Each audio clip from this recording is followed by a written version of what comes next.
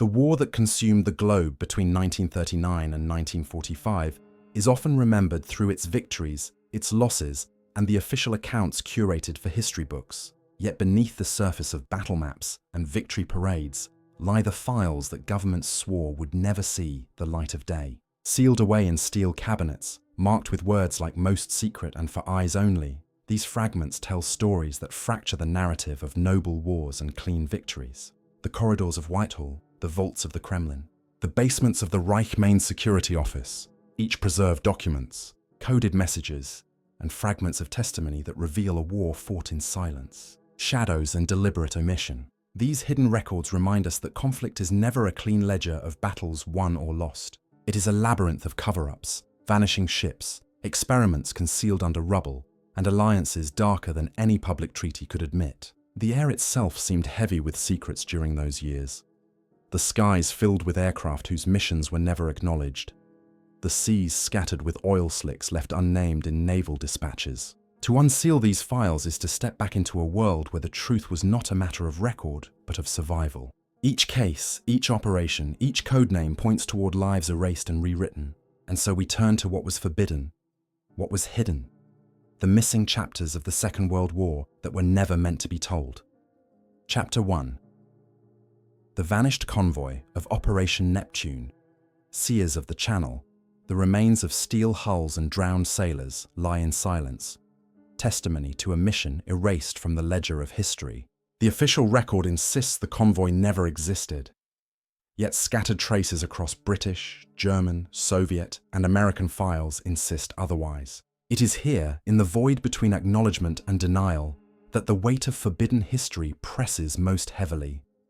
The preparation for D-Day was marked by obsessive secrecy. Every convoy was tracked, every communication ciphered, every movement disguised by deception plans like Operation Bodyguard and Fortitude. The loss of an entire flotilla in that climate should have shaken the Allied command to its core. Instead, Neptune's shadow was buried under layers of silence, as though planners feared that admitting such a catastrophic breach would embolden German resistance and undermine faith in the invasion itself. The truth became expendable, sacrificed for the greater necessity of victory. But silence does not erase facts. Silence only buries them deeper. Consider the broader strategic impact. Normandy required staggering amounts of material: tanks, ammunition, bridging equipment, rations, fuel, and medical supplies. Each ship lost in Neptune's shadow represented thousands of tons of supplies that never reached staging areas. Allied logistics officers compensated, but delays were reported in the final weeks of preparation. Vehicles were rationed fuel more severely, and bridging units scrambled to adapt with fewer resources. Historians later framed these as inevitable wartime shortages, but in the shadow of this missing convoy, they appear less as inevitabilities and more as consequences of a truth too dangerous to acknowledge.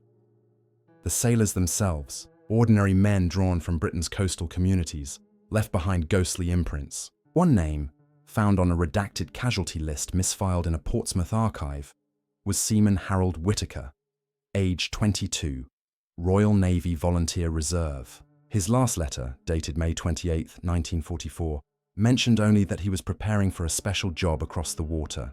His family never received confirmation of his fate.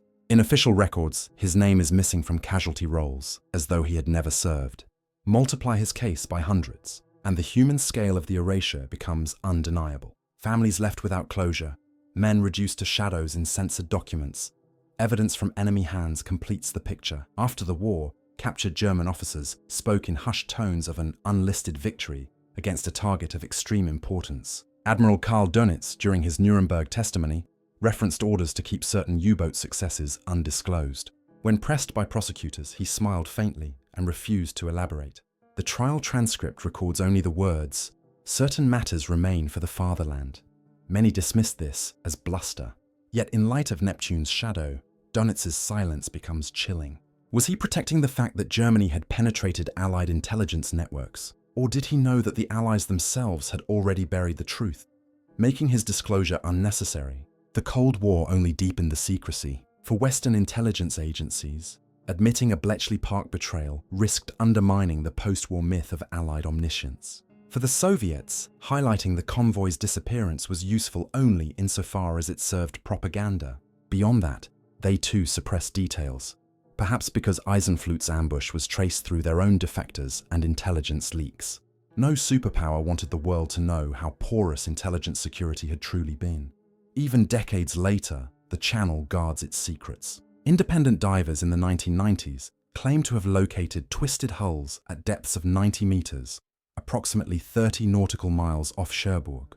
Their sonar scans revealed outlines of 3 vessels in formation, consistent with convoy sailing patterns. But days after releasing their preliminary findings, the divers reported visits from unnamed government representatives, warning them against further exploration. Funding was withdrawn, equipment confiscated under maritime salvage regulations. The divers disbanded, their data sealed. The ocean remains undisturbed, concealing the evidence beneath sediment and tides. The story of Neptune's shadow is not just a tale of ships and steel. It is a story of erasure as policy, erasure of technology, erasure of betrayal, erasure of human lives. By burying the convoy's fate, Allied governments preserved the image of flawless planning and unstoppable momentum. Yet the very need to bury it reveals the fragility of that image. Victory in 1944 was not guaranteed, and even the smallest crack could have widened into disaster. Better, in their calculation, to erase an entire convoy than to risk morale and cohesion. And so the vanished convoy remains a forbidden chapter of history. The stamped documents, the redacted names, the sealed files, these are not just artifacts. They are barriers built to keep the public from the truth. Barriers maintained long after the guns fell silent. The men of Neptune's shadow do not appear in parades or memorials. Their sacrifice was absorbed into silence. Yet their absence echoes, a reminder that history is always incomplete, always curated, always vulnerable to the scissors of censorship.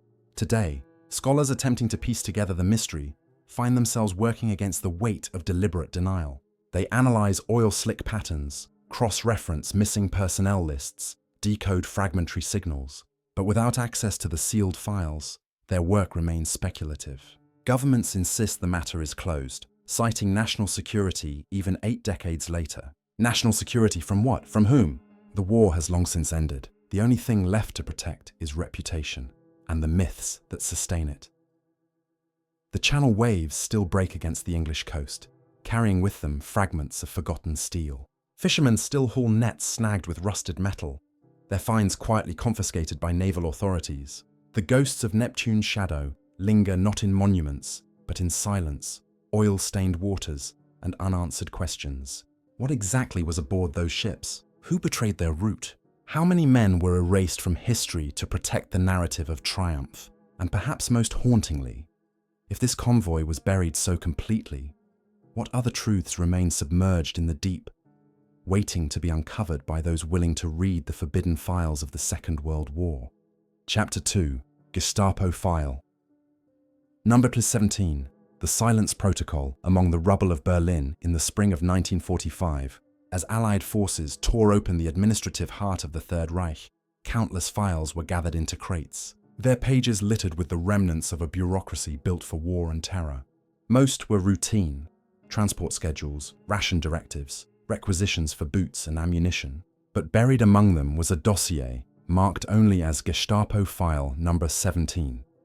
The folder was thick, its leather corners cracked, its steel clasp dented. On the cover, in deep black ink, was a title written with clinical detachment: Die Schweigeprotokoll. The Silence Protocol. Inside, Allied officers discovered a chilling record of experiments and procedures that blurred the line between interrogation and annihilation. The documents, stamped with Himmler's seal, detailed psychological warfare conducted not on enemy soldiers in battle, but on captured airmen and prisoners of war, men whose names had vanished from Red Cross rosters and whose families never received confirmation of their fate.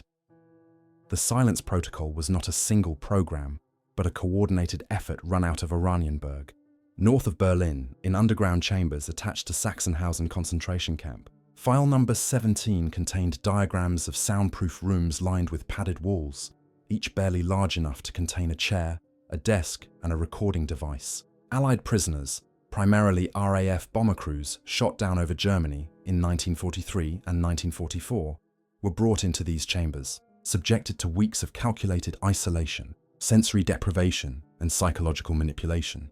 Guards logged their responses with obsessive precision: pulse rates, periods of silence, whispered confessions, mental breakdowns.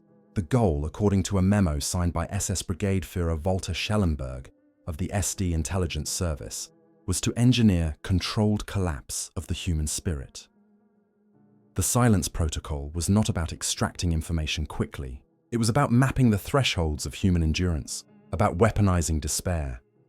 The techniques were brutally meticulous. One report describes a captured navigator from the 207 Squadron, identified only as prisoner 43B, placed in a blackened room where no sound penetrated.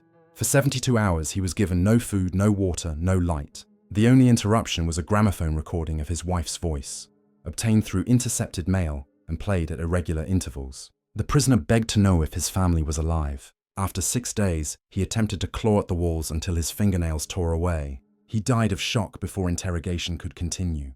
The file records this outcome with a single phrase: subject terminated, data inconclusive. Chemical experimentation overlapped with the psychological trials. Gestapo doctors, some of whom would later find employment under Operation Paperclip in the United States, tested combinations of barbiturates, stimulants, and hallucinogens in order to destabilize memory and induce confessions. File number 17 describes injections of scopolamine, followed by staged executions where prisoners were blindfolded, led before firing squads, and fired upon with blanks. Survivors often confessed to fabricated crimes simply to end the torment. These confessions, of no military value, were nonetheless catalogued as proof of protocol efficacy. The cruelty was not incidental, it was systematic cross-references in the file revealed connections to SS medical units attached to Ravensbrück and Dachau, suggesting that techniques refined in Oranienburg were later transferred to broader programs under the Ahnenerbe Research Division. Names like Dr. Sigmund Rascher and Dr. Kurt Plutner appear in the margins, both men later shielded from prosecution by Western intelligence agencies seeking their expertise. The silence protocol was not buried because it lacked significance, but because its legacy fed directly into Cold War interrogation manuals. The CIA's QBARC Counterintelligence Interrogation Guide of 1963, for example, bears chilling echoes of these techniques: sensory deprivation, manipulation of fear, exploitation of personal attachments. The roots trace back to Oranienburg, to Gestapo file number 17. Not all records survived intact. Pages were missing, torn away deliberately. But handwritten notes in the margins hinted at even darker practices. Prisoners forced to endure mock burials, confinement in flooded chambers where water levels rose inch by inch, and staged letters from loved ones written under Gestapo dictation. The psychological toll was immense. Survivors were few, and those who lived often emerged broken beyond recognition. Yet the protocol required silence not only from its victims, but from the world that inherited its secrets. The very name, silence, reflected both method and aftermath. After the war, Allied forces who discovered the file faced a dilemma. To publicize it would mean acknowledging that their own captured men had been subjected to horrors beyond Geneva Convention violations. It would have exposed the depths of Nazi psychological warfare and forced questions about how far interrogation could go in the modern age. Instead, file number 17 was sealed, shipped to Langley and Moscow in duplicate. Both sides of the emerging Cold War sought to exploit what they had found, not to condemn it. Testimonies of missing prisoners were excised from Red Cross records. British families who inquired about their sons or husbands were told the records were incomplete.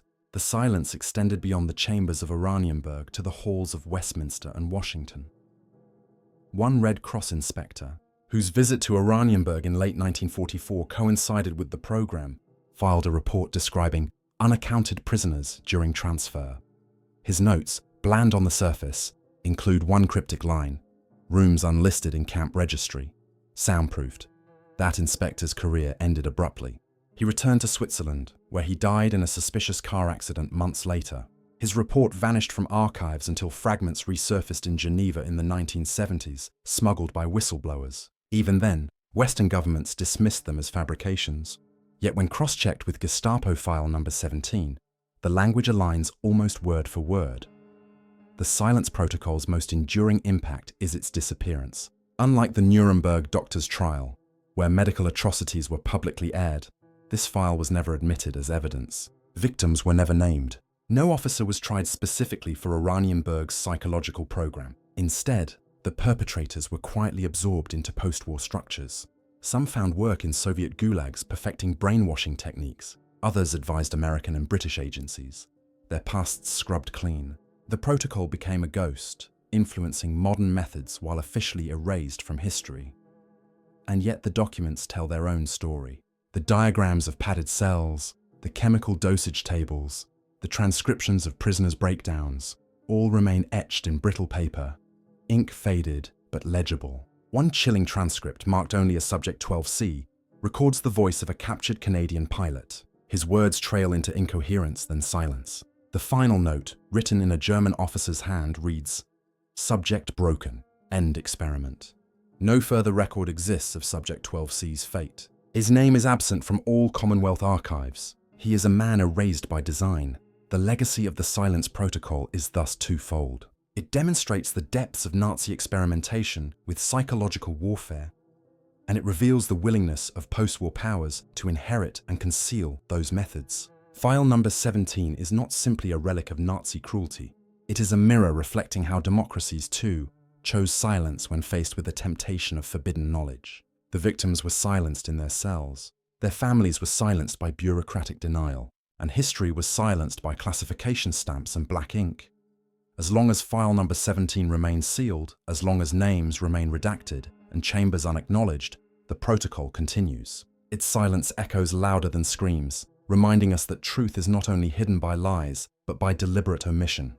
The haunted corridors of Oranienburg may stand in ruins, but their shadows stretch across decades, touching interrogation rooms from Korea to Vietnam, from Moscow basements to CIA black sites. The Silence Protocol never truly ended. It was simply rebranded, repurposed, and quietly absorbed into the fabric of modern power. Chapter 3. The Pact Beneath the Kremlin Walls. In the summer of 1940, Europe stood fractured by conquest and fear. France had fallen in June. The Wehrmacht marched unchallenged through much of the continent, and Britain clung desperately to its island defences. Official histories tell us that relations between Nazi Germany and the Soviet Union were defined by the Molotov-Ribbentrop Pact of August 1939, a cynical agreement that divided Poland and carved spheres of influence across Eastern Europe. But hidden deep within Soviet archives lies evidence of a second meeting, a secret session held not in Berlin, but beneath the walls of the Kremlin itself. Coded as Directive 42B, the documents reveal that in August 1940, envoys of Hitler and Stalin met again to redraw maps, not of Europe alone, but of the Middle East, the Balkans, and beyond.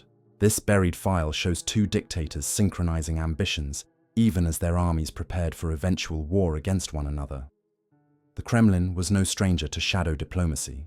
Its underground chambers, reinforced with steel doors and watched over by NKVD guards, served as meeting rooms where the highest levels of Soviet authority could converse unseen. On a sweltering August night, German representatives, traveling under diplomatic immunity, were escorted through these chambers to meet Stalin's closest advisors. The surviving notes, preserved in a single carbon copy, discovered decades later in a misfiled NKVD dossier, describe maps spread across long oak tables, pencils marking borders with cold precision. The Balkans were partitioned into zones of interest, with Bulgaria promised eventual Soviet integration, while Germany demanded influence over Romania's oil fields. The Middle East, still under British and French mandates, was treated as ripe for future division. Germany eyeing Iraq's oil, the Soviets considering Iran's Caspian flank. Each pencil stroke represented not just strategy, but the cynical disposal of millions of lives. Directive 42B contained appendices that went beyond territorial greed. One section outlined procedures for prisoner exchanges. German officers captured in partisan uprisings in occupied Poland were to be handed back in return for Soviet detainees accused of subversion. Another clause called for intelligence sharing against underground resistance networks, particularly those in Warsaw and Krakow. In effect, Gestapo and NKVD agents coordinated suppression of the very movements later celebrated as heroic symbols of defiance. This revelation shatters the narrative of a clear moral divide between the two regimes. For a brief moment, their secret police acted in tandem, united by the desire to crush dissent before it could spread.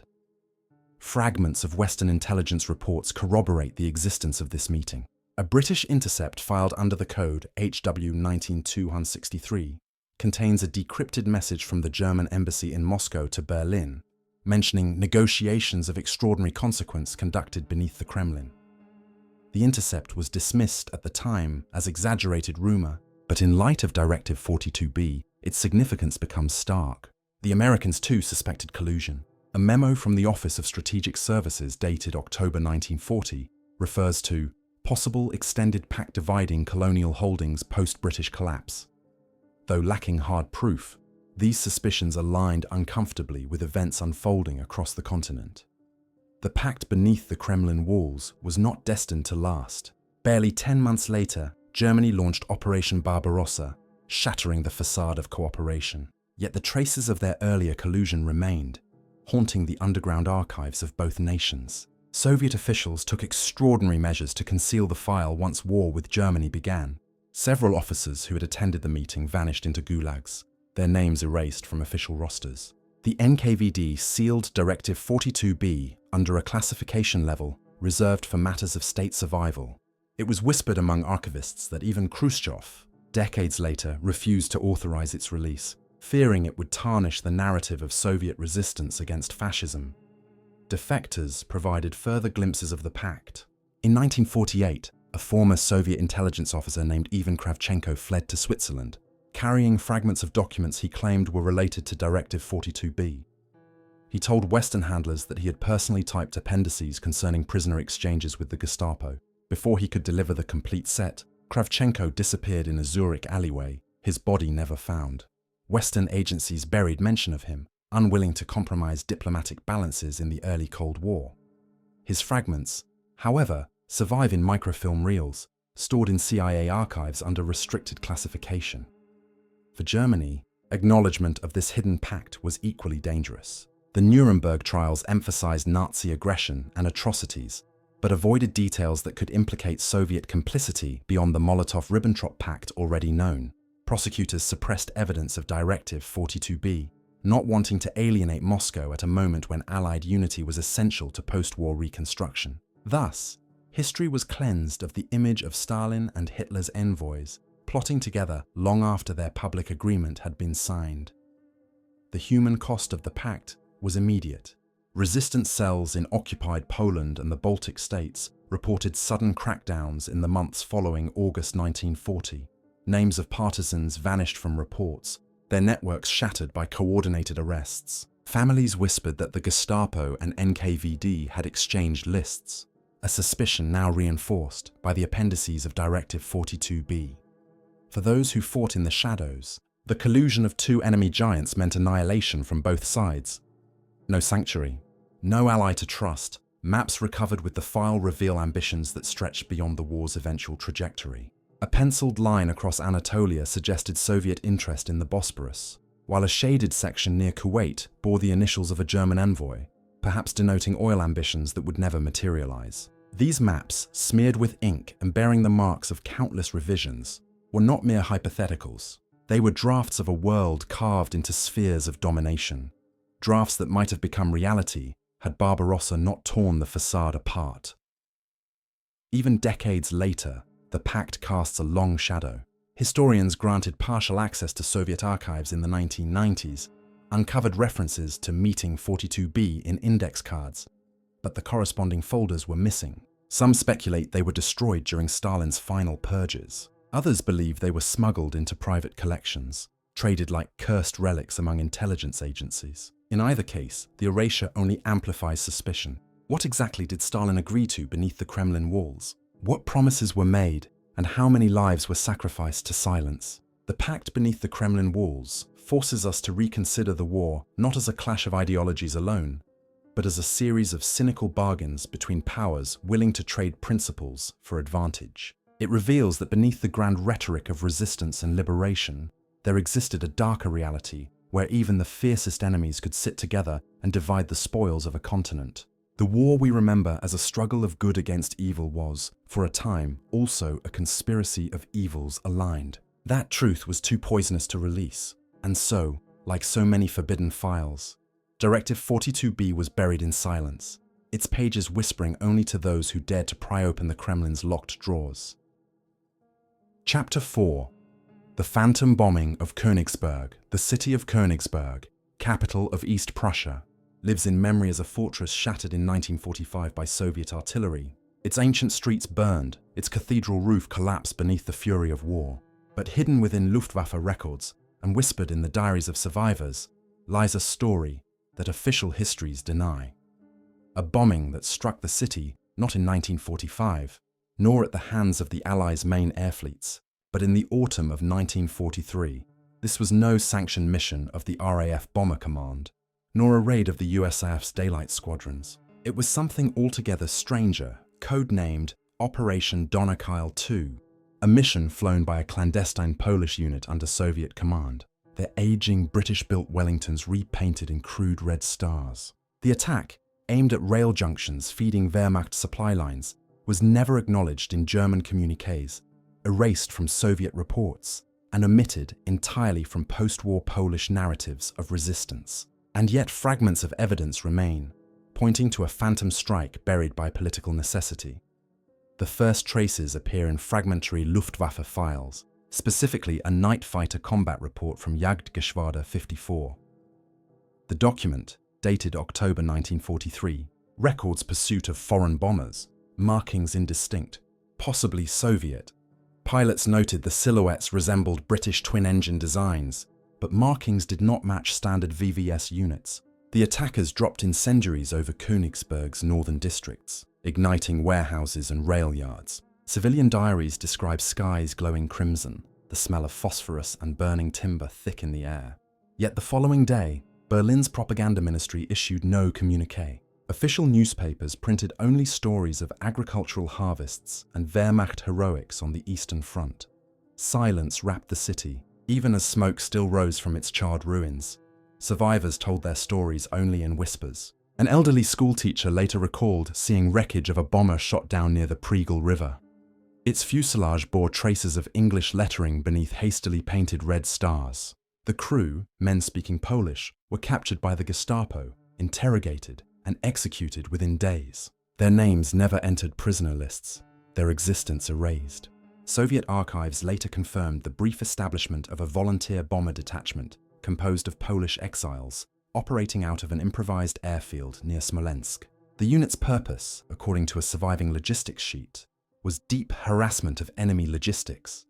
Yet no record of Königsberg appears in Soviet operational summaries, suggesting the mission's failure or political sensitivity led to its suppression.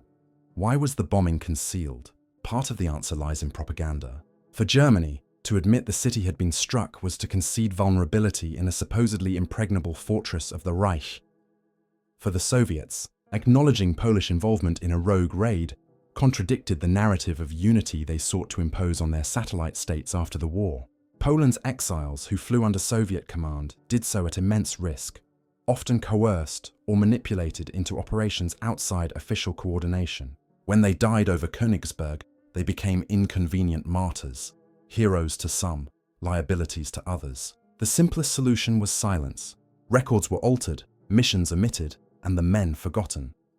Luftwaffe aerial reconnaissance photographs, declassified only in the 1970s, offer further clues. Images of Königsberg dated October 1943 show scorched rail yards and collapsed warehouses in the northern sector, damage inconsistent with artillery or accidental fire. The photographs were stamped with a notation, "Enemy action, unconfirmed." German engineers filed repair reports, noting structural damage consistent with incendiary devices. Yet these documents were later reassigned to files describing Soviet artillery bombardments of 1945, their dates altered. The conflation was deliberate, a bureaucratic burial of inconvenient truth. The story re-emerges in personal testimony. In 1965, a Polish veteran living in exile in London spoke privately to researchers about a mission to Königsberg. He described flying a Wellington bomber marked with Soviet insignia, crewed entirely by Poles, under orders delivered by an NKVD officer. Their target, railway lines feeding German units at the Eastern Front. He recalled dropping incendiaries, seeing the city burn, and hearing German fighters rise to meet them. His aircraft limped back across the front lines, riddled with holes, 2 crewmen dead. When he attempted to record his memories formally, he was dissuaded by fellow exiles, told that Moscow would not forgive, and London would not believe. He died in obscurity, his testimony hidden among unpublished papers. The phantom bombing of Königsberg exposes the shadows of alliance politics. For the Allies, unity was fragile. The Soviets demanded recognition of their sacrifices. The British sought to protect their narrative of command over exiled Polish forces. The Poles themselves were divided between loyalty to London and survival under Moscow. A rogue mission, half denied by all, threatened to unravel these threads. Better to erase it, consigning the burning of Königsberg in 1943 to rumour and silence. And yet the physical scars lingered. Residents of Königsberg spoke of a forgotten fire, a blaze that consumed warehouses, long before the Soviets arrived in 1945. Post-war, East German authorities quietly demolished the affected structures, citing structural instability, but survivors remembered. Diaries smuggled into the West in the 1950s tell of nights lit by incendiary rain, of bodies pulled from collapsed shelters, of silence imposed by Gestapo threats. The bombing was not phantom to them. It was lived reality, endured in terror and erased by decree. Why then, after decades, does the truth matter? Because it reveals the costs of secrecy and war. The men who flew Operation Donaueschl II vanished without recognition, sacrificed not only in combat, but in memory. Their families in Poland never knew where they fell, their graves unmarked. The people of Königsberg endured suffering denied even in official records, and the governments that buried the truth chose political expediency over acknowledgement of human loss. The phantom bombing is not merely a footnote. It is a window into the machinery of silence, where truth was expendable and memory was a weapon. To walk the ruins of modern Kaliningrad is to tread upon layers of forgotten history. Beneath the Soviet monuments and modern streets lie scars of a night denied. The ghostly outlines of burned warehouses, the faded testimonies of survivors, and the censored files of German and Soviet ministries all converge to whisper of a raid that was never meant to be remembered. The sky once glowed crimson above Königsberg in 1943, but official history insists it did not. In that contradiction lies the essence of forbidden history, events too dangerous to acknowledge, erased not because they lacked significance, but because their significance threatened the fragile narratives upon which power depends. The forbidden files of World War II do not end neatly, tied up with the signing of treaties or the parades of liberation. They linger like shadows in sealed vaults, reminding us that the official record is only half the truth. For every celebrated victory, there are stories deliberately buried, convoys erased from naval charts, prisoners silenced in underground chambers, maps of secret pacts locked away beneath Kremlin stone, and bombings denied even by those who carried them out. These are not tales of fantasy, but fragments of reality, too corrosive to fit within the narratives of triumph and unity that governments demanded after 1945. They reveal the war as it was, chaotic, compromised, and far darker than the polished histories suggest. The silence is itself a weapon. By burying Operation Neptune's shadow, authorities ensured that hundreds of lost sailors would never be mourned publicly. By sealing Gestapo file number 17, they carried Nazi methods into the Cold War, hidden beneath euphemisms. By concealing Directive 42B, they preserved the myth of ideological clarity, sparing both victors and vanquished the shame of collusion. And by denying the bombing of Königsberg, they erased the sacrifices of forgotten airmen and the suffering of civilians consumed by flames. What else lies buried in the archives? How many files remain stamped with seals marked never to be released? Each declassified fragment invites not closure, but deeper unease, for the war that shaped the modern world has not yet been fully told. Perhaps it never will. Perhaps some truths are considered too destabilizing, too corrosive to national myths, to ever see daylight. Yet the ghosts of these forbidden files remain, whispering across decades, demanding not silence, but recognition. And until the vaults are opened fully, the war will remain unfinished, its hidden history still waiting to be uncovered.